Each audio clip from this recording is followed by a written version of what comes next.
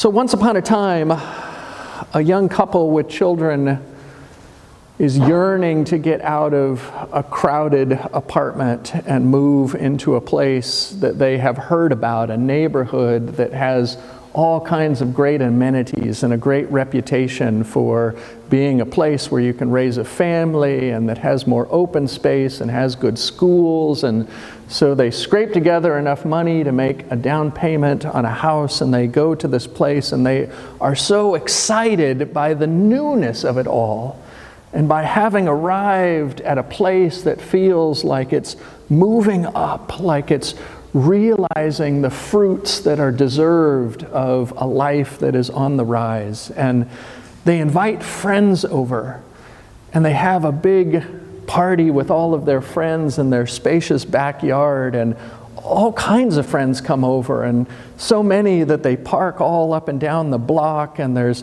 just a warmth of this gathering, and the friends stay until late into the night, and they're talking and they're laughing, and it's a wonderful occasion.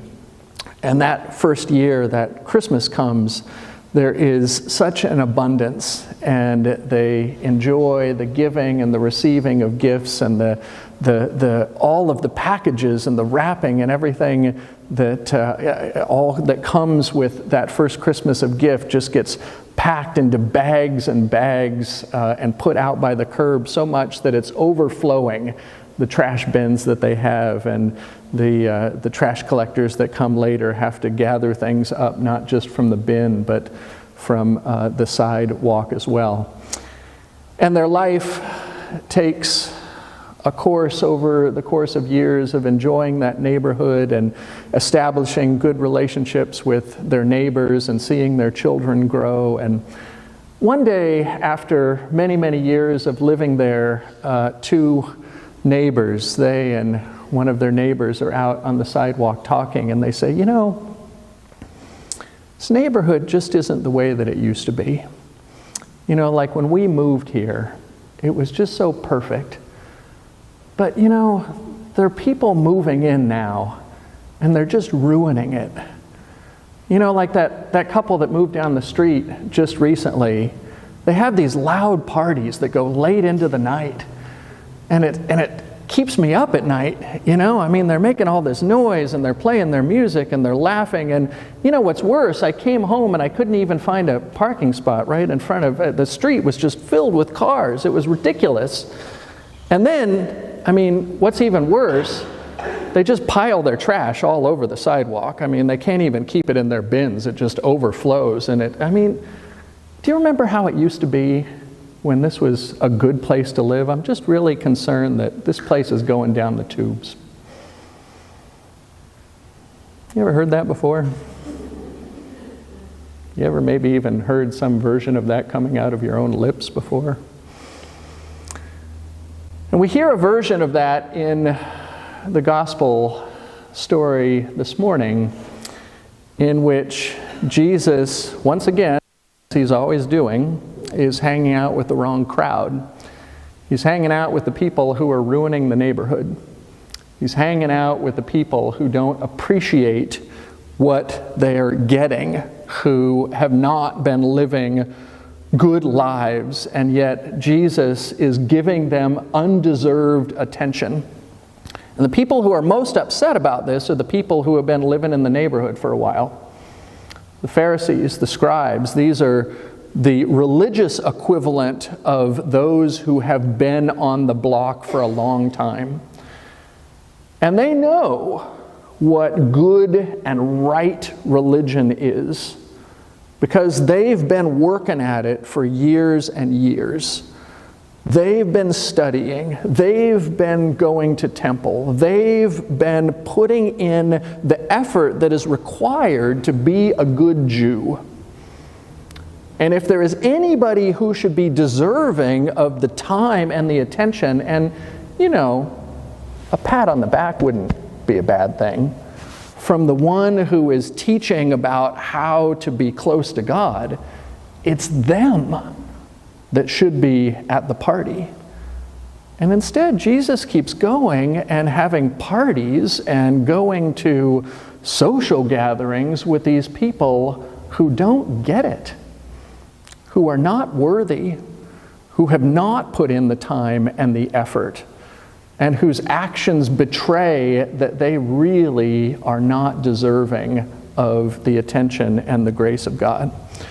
And so they rightfully, as one does when one has a stake in something over a long period of time, they rightfully start grumbling about these people from outside of the neighborhood who are ruining it for those who know the right way that things should be and go.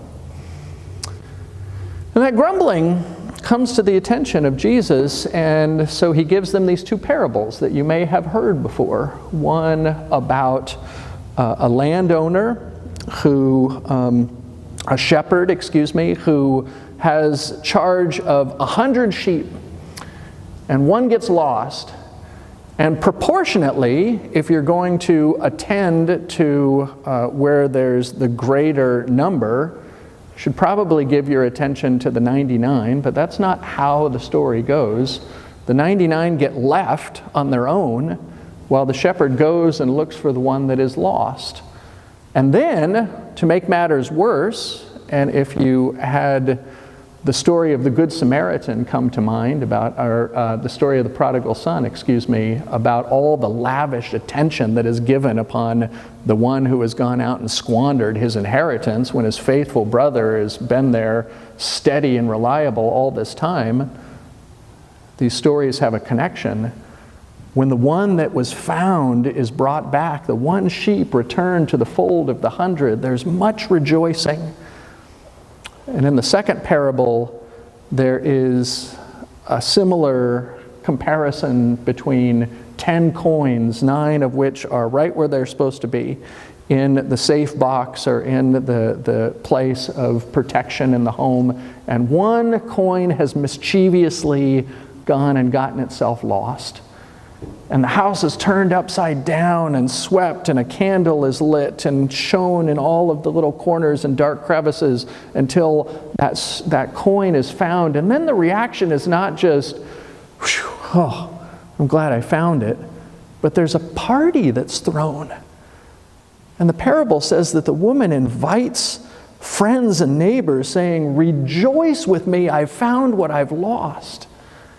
It's an occasion for gathering together and celebrating not what has been there for a long time, but what has come into the fold unexpectedly or thankfully.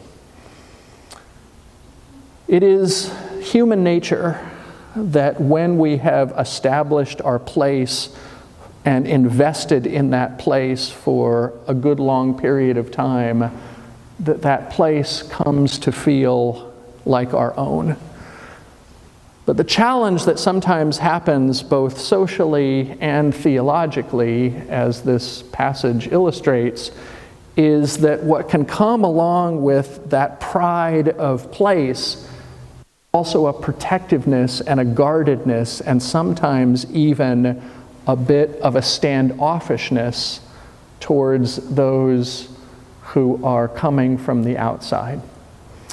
And it's kind of like that dilemma when a new college graduate goes out into the work world and is all eager and enthusiastic, but completely green, and puts out all kinds of applications, and all of the employers say, "Come back and see me when you've got experience." Well, how am I supposed to get experience unless you give me a job? Well, we don't hire people who are new. Come back when someone else has hired you. Who was supposed to hire me? And there's this catch-22. And in the kingdom of God, this gospel passage illustrates this principle that there is a great deal of excitement and enthusiasm over the fresh college graduate who is green and has no experience, who has come from a place in life, perhaps of struggle, perhaps of unawareness, perhaps of bad or irresponsible choices, and who somehow is brought or is found in a place that is ripe for being invited into the party with the in crowd. And the challenge is given, what will the response of the in-crowd be to the one who is new and invited into the place of honor and celebration? It's hard sometimes to share with those who come after us what we have come to enjoy. And it can be illustrated by another ancient Jewish parable that's not a scriptural parable, but a parable about the relationship between the blessings that we have come to understand having in our own lives and the blessings that we see in the lives of others around us. And the parable briefly says that a landowner was given 3 wishes by God, with the one requirement that whatever he wished for, his neighbor would be given double. And so God says, "What's your first wish?" And the landowner is just flabbergasted, as you and I would be, and thinking, "Oh my gosh, I got to get this, use these wisely. I got to wish for something that is really, really significant." So he says, "I wish for 100 oxen." And the wish is granted. And immediately in the field of his neighbor next door, there are 200 oxen. And all of a sudden he looks over at those 200 and he goes, he didn't do anything for those oxen. That's kind of a raw deal. I only have 100. But he's got 2 more wishes, so he goes on to the second wish, and God says, what's your second wish? "I wish for 100 acres of property, that my land will be expanded." And it happens. And then he looks next door, and the 200 oxen are now on 200 acres. And he's starting to feel a little bit resentful. He's the one who has been given this special privilege by God, this opportunity for this amazing blessing, and the neighbor who's done nothing to deserve it is getting twice as much as him, and he's starting to get frustrated. And he thinks very carefully about what he wants to wish the third time, and he starts to imagine that thing being doubled for this no-good neighbor who's now got more than he does. And God says, what's the third wish that you would want to wish?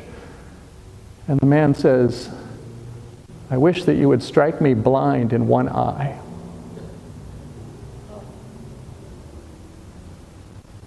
And God wept. Because the blessing just couldn't be good enough if somebody else was getting it better.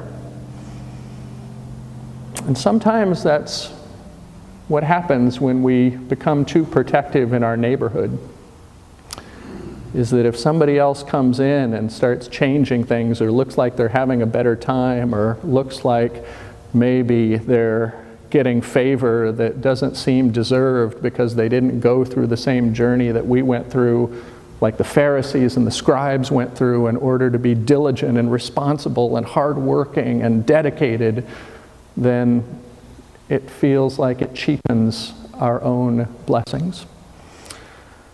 And yet the invitation of this passage that we hear this morning is for us to join in every single occasion that there is for the celebration of God's blessings, not just our own.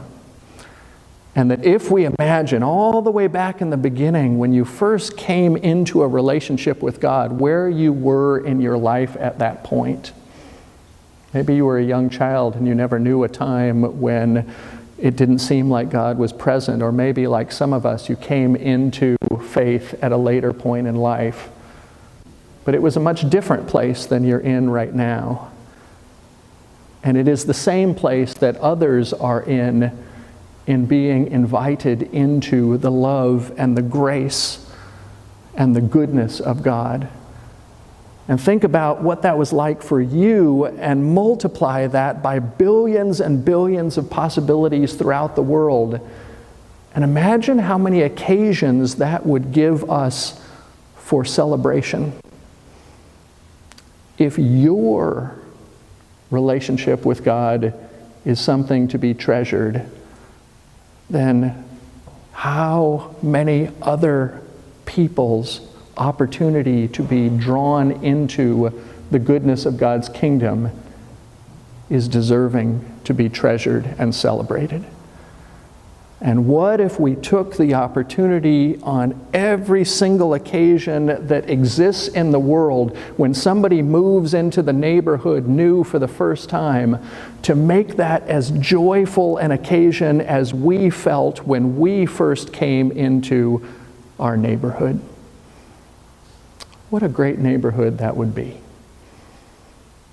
And that's why Jesus spent so much time with those who would seem to have been less deserving than the experienced religious in his time. That's why the emphasis of the parables is that when one lost is found, there is so much rejoicing in heaven, even more in proportion than all who have already been there. Because those of us who have been in the neighborhood for a long time, we have experienced a good part of our blessing, and it is to be rejoiced for. But that neighborhood is supposed to continue to be open and to have a welcome sign on its streets, and to have those who have had the privilege of being in it to extend the gesture of welcome to those who are coming in. May that be your privilege and my privilege. May we be free from that simmering temptation to look at our neighbor next to us and wonder if they've got it better than us. But instead, may our hearts be filled with that same grace of God that first invited us in, so that we too can celebrate party after party after party on a daily basis at the experience and the thought that God is constantly bringing new people into the neighborhood. And may that place that we have the privilege of dwelling in, that neighborhood of the kingdom of God, be one continual occasion for celebration. Amen.